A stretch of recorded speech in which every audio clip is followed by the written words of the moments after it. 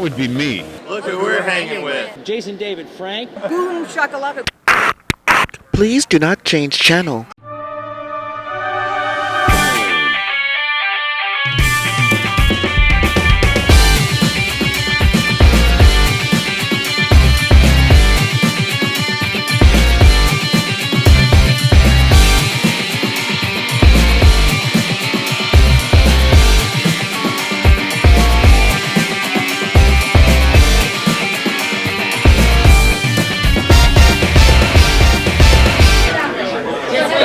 Wide Web. Welcome to the Hangin With Web Show. I'm Pomichter. I'm Christian Basel. And we are here at Space Coast Comic-Con. We're here all weekend long and we're hanging with Garrett Wang. Hey! Yeah! And it's the World Wide Web. We got to tell them everything. Okay. Garrett is the Trek director at Con. And some of you may recall that guy right there. He doesn't watch TV ever. Oh. That's not good at all. I don't understand. Garrett is also Ensign from Star Trek Voyager. And a whole host of other things. I was checking, IMDb, you're a busy man. Yeah. You keep working. Get around. Yeah. But I've taken an official break from Hollywood since 1995, so really the last 15 years I've stayed away from Hollywood. Anything that you see on IMDb has been a cameo appearance for a friend, or just a voiceover, that's, random projects here and there. I was happy to do my voice for Star Trek Online, the game, which was super fun. If you haven't played that yet, get out and check it out. I'm helping out, helping publicize Star Trek Voyager series. It's like a card game, like Magic the Gathering, but it's on your phone basically, or your laptop. And you were talking about Dragon Con, that was just last week. In our time frame, how was Dragon Con? Chicken with the head cut off is pretty much my run. Right? Yeah, I moderate every panel, right? So to be a guest at Dragon Con, every actor has to agree to a panel per day. So if it's a 4-day con, so there's 4 panels and every actor has to be a part of it. Right? Wow. So I was moderating the Discovery crew, the Star Trek alumni panel, which was John Delancey, Andrew Koenig, Robbie McNeil, and Ethan Phillips. So 2 Voyager actors, Felix and Tom Paris, Chekhov from the original series, and then of course Hugh has been in multiple series. That's got to feel just really cool to be a part of a universe that's so multi-generational. It is. It is. I mean, it's like it's like a family, in a way. And from the annoying uncle with the Russian accent, and all the way down. Really? No, I mean it's great to be a part of that. It's great, but at the same time, I kind of wish that my other, extended family members take the time to watch the other shows. Shatner's never seen any other show other than the original series. He doesn't give 2 cents. Wait a minute, he doesn't watch it? Well, maybe he doesn't even watch that. Yeah, so he's the only actor that's never watched his own show and none of the other shows. If someday somebody asked me to watch these shows when I'm Shatner's age, I'm not watching. I like this. Yeah. So but let's just say Shatner's on a plane flying somewhere and terrorists take over the plane. If they come up to him and they put a gun to his head and says, "Tell me the title of the last episode of Next Generation," he's gonna go like, I'm dead. Shoot me now! Because don't go there! Not anything but what? We're gonna Your life is in your own hands if you're traveling with those shows. We're going to stop the show right here. Garrett's going to do a 30-minute impression of first of all, I want to ask you, after coming off of a huge Dragon, yeah, it's massive. you're here at Old Home Day. This is our home. Yeah. What do you think? Well, I think it's cool. I mean, I've been They let you out of your room once in a while. Yeah, well, the whole reason why I'm here is this gentleman here. I mean, he's the one that talked about it first. Christian was like, there's a local con near me that you should check out. Maybe come and visit. So that's how this whole thing started. But this conversation happened probably 3-4 years ago when you first told me about it. When this first started, right? Like 3-4 years ago. The local ones. So to come to the smaller ones, it's nice because it is small. You know what I'm saying? I mean, Dragon, you get time with the fans. You get I'm not fighting to go between the Marriott and the Hilton or the Marriott and the Hyatt. You know, I'm not fighting just masses of humanity. And it feels like you're a salmon swimming upstream every time you're trying to get between those walkways. And it can be tough because I'll look at my phone and it's telling me I've got 3 minutes to get backstage to moderate another panel because they're not all in the same building, right? They're just one's in the Marriott one day, then it's in the Hilton another day, then the Walk of Fame is in the Marriott. And then we obviously a lot of the community was up there at DragonCon. We caught a lot of the live, we caught a lot of stuff going on. Craziest, harriedest moment at DragonCon. Craziest? On what day and what hour? It changes from minute to minute. It's like I gotta wait till Sunday before I can answer. Well, okay, craziest moment was the very first Star Trek alumni panel, which, like I said, the Voyager, Q, and then Chekhov. I introduced Walter Koenig, Chekhov. He comes out and he walks to the edge of the stage and he jumps off. Okay, and I'm going, no, don't do it. With the guy, but in reality, I was like, he's 83 or whatever. You know who was really freaking out? The people at the Marriott. They were like, whoa, hey, whoa. No, seriously, I just saw the headlines of the paper the next day. Yes. Star Trek actor dies, or Star Trek actor breaks his entire, you know. Are you covered for this? No, and it would be during my panel, so there would be some, you know, I would have some culpability there. So like, you should have stopped him. The picture next to the story is going to be Garrett going, You threw that nice gun. What's that? You know, Garrett Wang goes, what? You know, so I like that. That's kind of cool. We talked to a lot of our guests about the convention circuit. As Christian coined online, I'm sure it's his hashtag. It's hashtag #ConLife. Okay. So, what has been the most rewarding thing as you move from the acting into doing more and more stuff with those conventions? Well, probably, every convention I go to, there's usually one, maybe sometimes two fans that'll walk up and say, thank you. And I'm like, oh, what for? Saving my life. Saving your life. And they will tell me about a very dark period of time in their life that they were going through. And the only thing that pulled them out was watching Star Trek. The only thing that kept them from killing themselves was stop watching Star Trek. And I sit there and go, Jesus, nobody says that about keeping up with the Kardashians, you know what I'm saying? Nobody says that about. Makes me want to kill yourself. That's my point. Like, there's a lot of programming out there. The views and expressions. Reality. People only watch because it's the same thing when you're on the freeway. Car accident, you gotta watch it. Car accident on TV, reality programming, you gotta watch it, and that's what it is. It's not about uplifting yourself. It's more about like, Jesus, let me just see drama and the craziness. We talk to our indie artists all the time about not just the rewards of being an artist, but the obligation that we have as artists to spread a positive human message and tell it in the truth. It's a really hard thing to do in a world full of art. And to be able to have somebody come up to you and say, you successfully accomplished that. You built the dark time. You made me think of things in a new way, which is something that Star Trek has always been known for. So just kind of opening your mind up and saying, I never thought of it that way.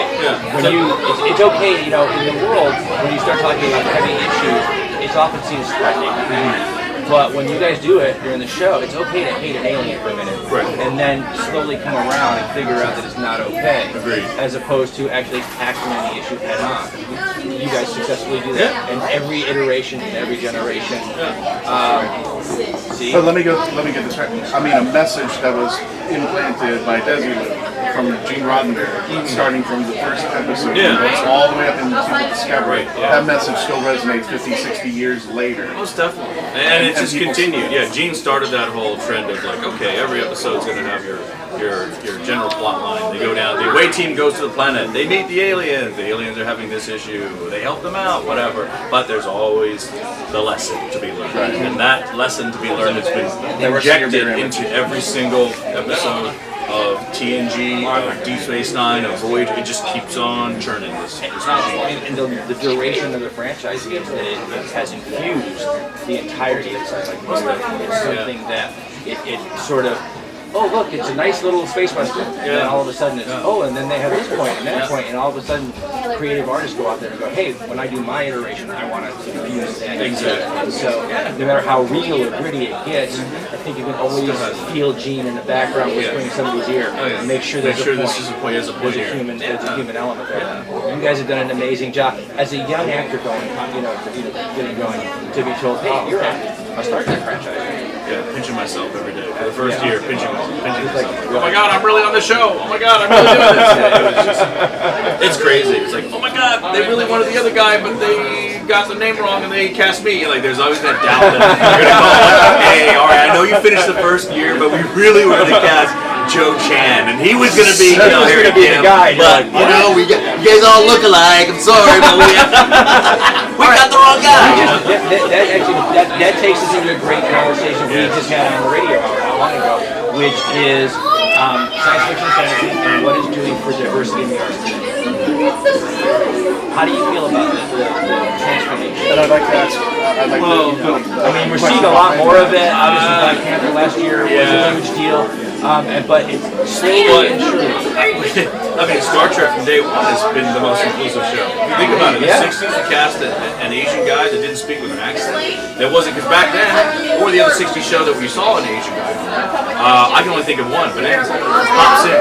Hop Sing is cooking the Cartwrights' food. He's washing their dirty underwear. I remember seeing an episode in the 70s when I was a little kid of the original series. And then when I grew up, that's not even an Asian guy, right? And when I grew up, Bruce Lee's idea. Yeah, I said when I grew up in the 80s, I was reading articles and I read this is a Bruce Lee story where we cast a white guy to play Bruce Lee's part. And I went, I'm going to add an annex. that's just wow. I'm going to add an annex to this question. How about, because I'm part Filipino, how do you feel of the Asian world coming out into the geeky world?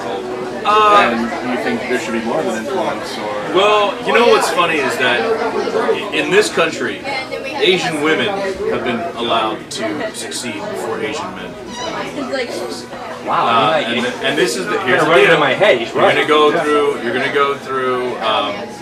Like a lot of people say, like African Americans will say, well, we've had it the hardest. And I just remember so clearly reading the Daily Variety, the trade paper, and this is back when the comedian Sinbad was hitting it big. And it said, Sinbad gives an order of 13 episodes for his own TV show without a pilot, which means he never shot a pilot. And they're like, no, that's never happened in the history of Hollywood. Hollywood, you shoot the pilot episode, you spend all this money on shooting the first episode, you shop it around and see who likes it, and then they put him in order. He got an order of 13 without a pilot. And his quote was, it's an uphill climb for blacks. Like, we have it on so tough. And I'm like, dude, do you read the headline what you just got? What are you talking about? The uphill climb is Asian men, because 4 generations of Americans have been in at war with an Asian country, right? World War II, Japan, Korean War, North Korea, and inadvertently Communist China.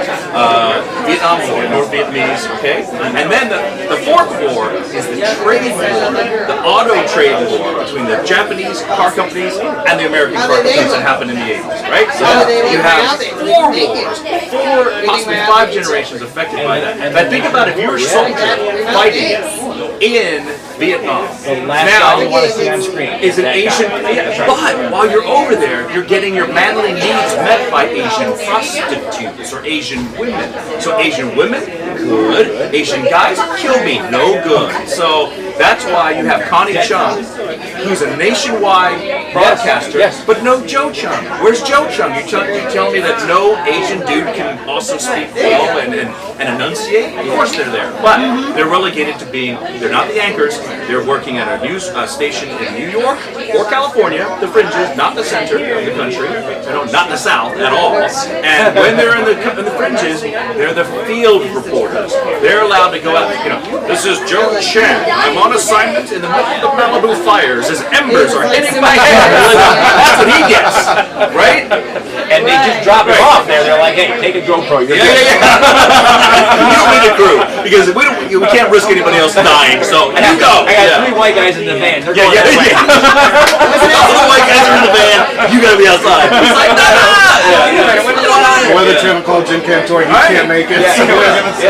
So that is the issue within this country. But here's another history lesson that I got that I didn't get in school. And I learned it from George DeClaire when he was on the Voyage Journey. I didn't know that Japanese were locked up. That's right. And I learned that. Well, you know, the nature of war has always been that the only way you can get young men to go out and fight your cause is to make the people they're fighting two-dimensional. Two-dimensional.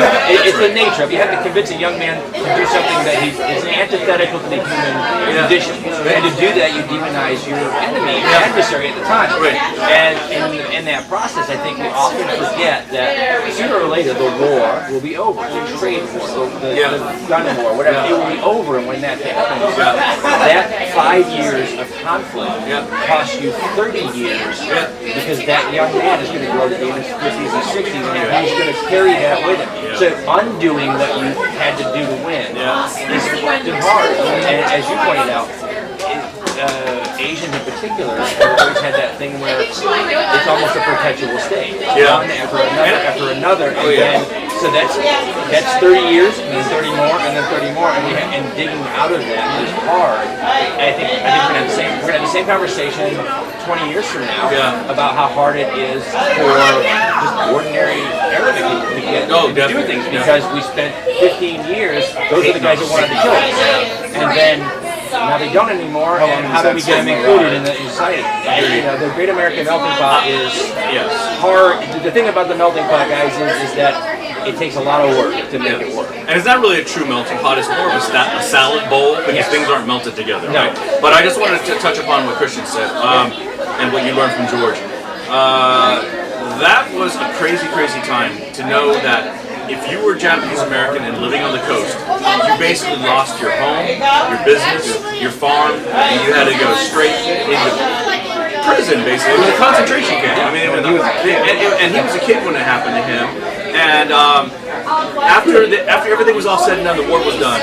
There was not one single case of sabotage or espionage by a Japanese American. The entire war. But they caught several German Americans spying for Hitler.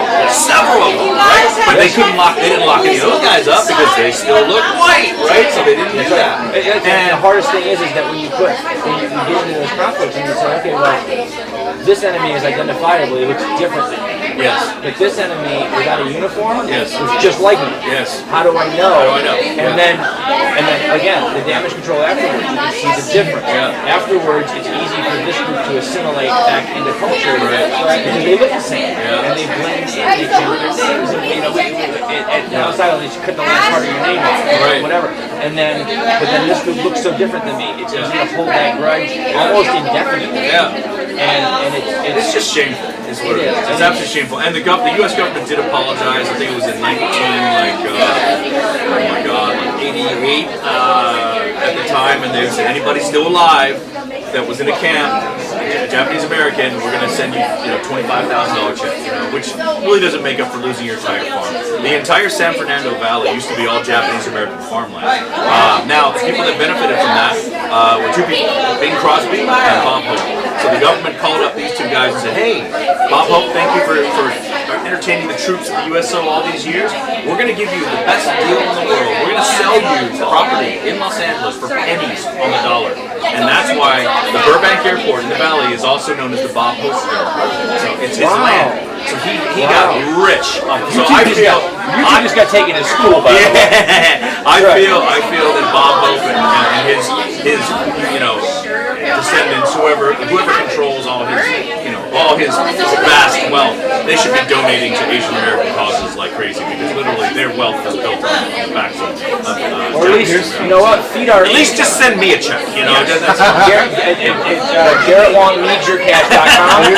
Here's the thing about the Asians, the last census that they took, they said that the race that makes the most money are Asians, so don't hold grudges. We just come back and that's the whole thing. When Pearl Harbor didn't work out, every stereo you own came from Japan. Just saying. Pretty much. They're quick on their feet. Yes, but to continue the whole two-dimensionality of how you train your troops to think that the enemy is not really people. I had an idea. I had a huge idea about having a movie showing based on when these guys were in these camps, the Japanese Americans. They then sent a questionnaire to all young men of age to That's it. Question number 1. Do you pledge allegiance to the United States of America? Yes or no? Question number 2. Will you serve in the United States Armed Forces? Yes or no? Now imagine you've seen your father, your mother lose their business. You've lost everything. A lot of these guys said, F you, no, and no. They became known as the no-no boys. They were rounded up and thrown into federal prison for saying no. Can you imagine that? There's a book called No-No Boy, which is amazing. Check that out. Check that out. You know what? We're going to find that. We'll drop that link down below for you guys. You've been schooled on the Hangin With Web Show today. Yes. And the ones that said yes and yes, they formed the 442, which is the most decorated military unit in American military history. But yet, you see movies like Saving Private Ryan, or you see, it's like no one does the movie about the 442. That's the best military story of all. But my idea was, do a movie about the 442, fighting in Europe against the Germans, but also do a secondary movie, and basically this idea came out before Clint Eastwood did it. Clint Eastwood showed the Americans fighting the Japanese, then he did Letters from Iwo Jima showing the Japanese. My idea was to show the Japanese Americans fighting the Germans, and then the second movie was showing the German soldiers at home with their families, with their dogs, with their girlfriends, showing them as human beings, to show that angle of it, because the hope is if you show a war movie showing both sides, where nobody is the evil person, then that may stop war. You know what I'm saying? That's right. Where you have to understand, as a matter of fact, and it brings us around it to Garrett's work universe, which is, I can recall many years ago, and it's indelible. I was like 7. Okay? So watching the original Star Trek series again, they did an episode where war had been reduced to stepping into a machine to kill off people. Oh yeah, I remember that episode. Yeah. It made an you just stepped impact. in and it killed you. It killed you. And the indelible impact was the line that with Shatner, McCoy, and Spock talking, and they said, when there's no pain, there's no cost to war, it can become perpetual. Right. And when you have that two-dimensional war, it becomes perpetual. To show the pain, to show what goes on in the German homes, the Japanese homes, the American homes, to show what it's like to lose and feel lost, and to see that in this moment, for whatever political expediency, whatever is going on in the world, it may seem necessary, but in the course of human events, it's painful, it's awful, and that's why we don't want to do it. Right. You know? And as an old soldier, I can tell you, I've never met another old soldier that wanted to be at war. Exactly. And the bottom line is, I really feel my solution to conflict, world conflict, is this. 2 countries have an issue. You don't send young men to fight each other. You take the leader of that country, the leader of the other country, you put boxing gloves on them. The one person that knocks the other guy out, that's the winner. That's it. You know what I'm saying? You don't kill the other president or premier or the only species on the face of the planet that is capable of consciously killing its own are human beings. Isn't that crazy? It is. No one else does that. No other animal does that. The only species that's actually self-aware is the only species capable of killing its own. That is antithetical to the notion that we're evolving, you know, to. So it's, wow, you know, this is a deep conversation. You guys, this is like multi-level deep. Okay, so she's got that. She tries to keep us on track. Aside from Dragon Con appearances, and appearances, and appearances. What else are you working on? Well, I gotta say unbelievable because I'm waiting. I did a project on Unbelievable, and it's myself and 39, 40 other Star Trek alumni in the same film. It's along the vein of Airplane the movie, that kind of slapstick kind of humor. So it's Airplane set on a lunar basis, basically. Which was Airplane 3, I think. But this one is it's a very interesting take. It's been in pre-production for like 5 years now, it seems. I mean, they're done filming. The last thing they did was they fired Gilbert Gottfried. They got rid of his. They cut out all his footage, and they hired Snoop Dogg in his place. So Snoop is in the film now. It's the most crazy, convoluted. See, you didn't see that casting switch up, did you? No. When he was Gilbert Gottfried, Snoop Dogg. See that? They're interchangeable. Did you know that? You didn't know that, did you? All right, you know what? She goes out to the internet and finds out what people want to know. I don't know where she finds this stuff, guys. Yeah. Hidden talent? Yeah. Well, first of all, we want to welcome Garret. Garret is the newest official member of the Killas crew from the Kitchen Killas. Kitchen Killas, right? Yes, they were fun to watch. Yes, you didn't know he could sing. That's coming next. Oh my God, hidden talent. Goodness.